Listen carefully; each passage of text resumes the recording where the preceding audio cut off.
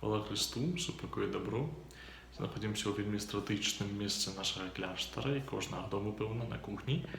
А месца выбрана не выпадкова, таму што сённяшні герой, который нас будзе вучыць быць чалавекам, менавіта праз свае кулінарныя здольнасці атрымаў у жыцці і благаслаўленне, і тарапаты таксама.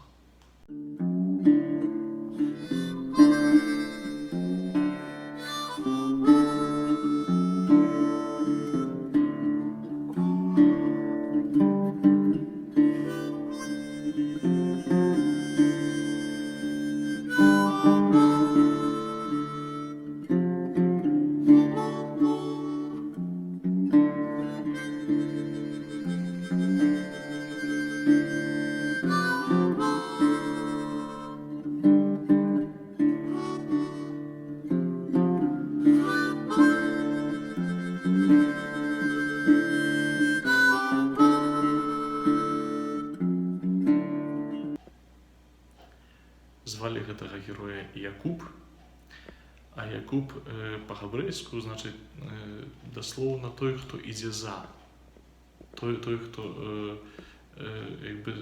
ідзе крочыць за кімсьці.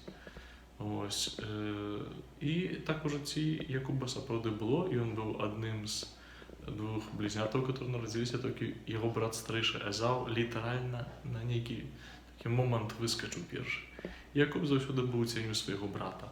Мама любіла малодшенькага, тата любіў Эзава, паляўнічага, который здольны быў здабыць ежу і здольны быў таксама нейкім чынам так пацвердзіць сваю моц.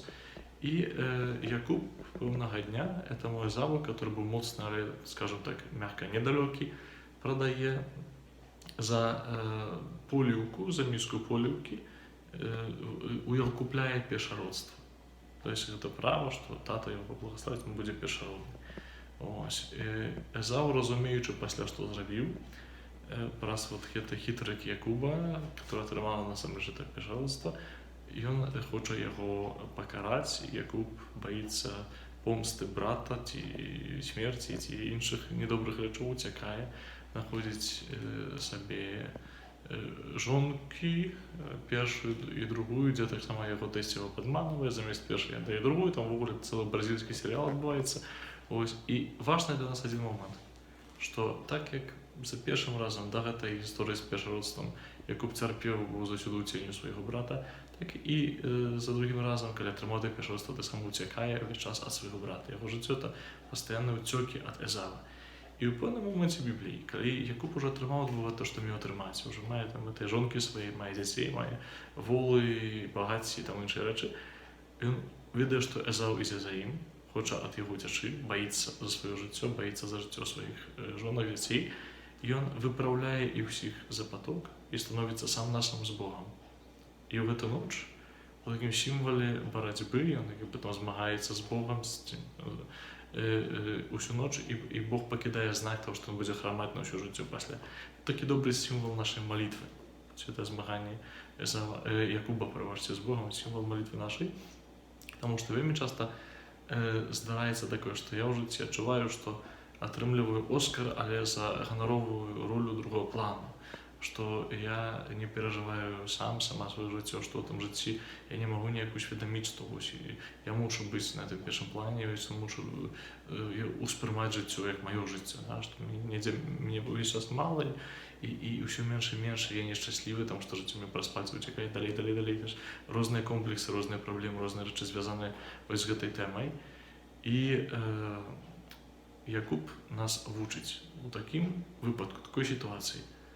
Стань перад Богом сам на сам, адкідаючы ўсе свае заслугі, ўсё тое, што ты зрабіў ці зрабіла, ўсё тое, кім цябе можна называць, усе свае тытулы, усіх сваіх сяброў, усіх людзей, знаёмства, з якімі сяброўствам ты ганарышся, сваю сям'ю, гісторыі, далей, каб стаць такой, якім ты ёсць унутры сябе, з сабой самім, з сабой самой.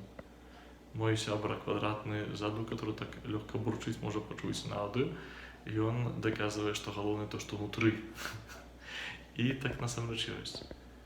І ў гэты момант адчуеш, што ў Божых вачах ты важны, гэты момант праведзены ноч праведзеная з Богам дапамагла Якубу не ўцякаць ад Азава, стаць тварам у твар, перапрасіць яго і жыць у спакоі. Пасля увесь Ізраіль будзе называцца яго іменем, таму што з яго возьме пачатак. Тэ спатканне з Богам сам на сам. Моманты, калі ты адчуваеш, што цябе ў тваім жыцці ўсё менш і менш, здольная таксама табе даць супакой і здольная гэту гісторыю жыцця тваю даць табе прыняць, палюбіць і фантастычныя рэчы з гэтай гісторыі стварыць, у гэтай гісторыі стварыць.